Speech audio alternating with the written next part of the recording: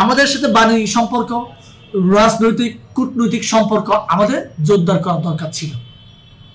এবং সেক্ষেত্রে আমাদের দেশে যে 10 লক্ষ রোহিঙ্গা আছে, এই রোহিঙ্গাদেরকেও আমরা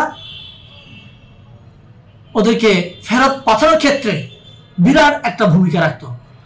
আমি মনে করি এখন সময় থাকতে এই জায়গায় হাত দেওয়া উচিত।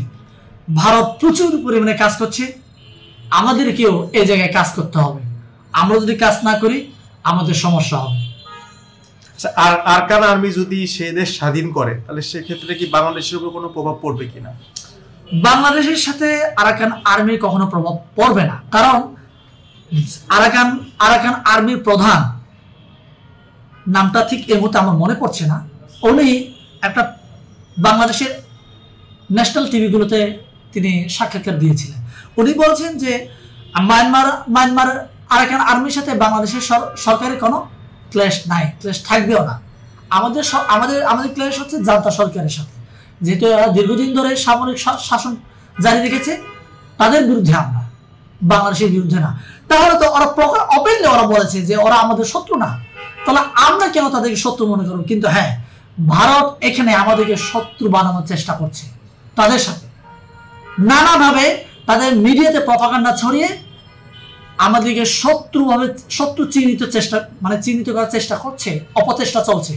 এই অপচেষ্টা আমাদেরকে রুখে দিতে হবে, আমাদেরকে ওপেন বার্তা দিতে হবে, ভাই এটা তোমাদের দেশের দ্বন্দ্ব, তোমরা যদি স্বাধীন করতে পারো কোনো আমাদের আপত্তি নেই, আর স্বাধীন করতে না পারলে আমাদের কোনো আপত্তি নেই।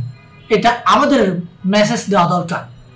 সরকারের পক্ষ থেকে দিতে না পারলেও আমরা যারা বিভিন্ন পলিটিক্যাল দল আছে, রাজনৈতিক দল আছে, আমরা এটাকে আসলে আমাদের মেসেজ দেওয়া দরকার। যেহেতু ভারত প্রচুর পরিমাণে এখানে তাদের মিডিয়াতে প্রপাগান্ডা ছড়িয়ে বেড়াচ্ছে আমাদের বাংলাদেশের সাথে, যে মায়ানমারের যে বর্ডার আছে এই বর্ডারে ওরা দখল করছে বা ঢুকে পড়ছে, মানে এই ধরনের যে প্রপাগান্ডা ছড়াচ্ছে, এটার বিপক্ষে মানে যে বাংলাদেশের মানুষের মধ্যে যে একটা নেগেটিভ রয়েছে, ওরা আমাদের বাংলাদেশ দখল করবে কিনা, না, ওরা কখনো আমাদের বাংলাদেশকে দখল করবে না। ভারত চায় যে আমাদের রাঙ্গামাটি, খাগড়াছড়ি, বান্দরবান এই জায়গায় ওদের আধিপত্য বিস্তার রাখার জন্য আমাদের চিন্তাটাকে ডাইভার্ট করে মায়ানমার যে আরাকান আর্মির দিকে ডাইভার্ট করছে। এছাড়া আমি বলবো ভাই, আমাদের চোখ থাকবে মায়ানমারের দিকে না, আমাদের চোখ তীক্ষ্ণ নজর থাকবে ভারতের দিকে। ভারত আমাদের এই যে যেটা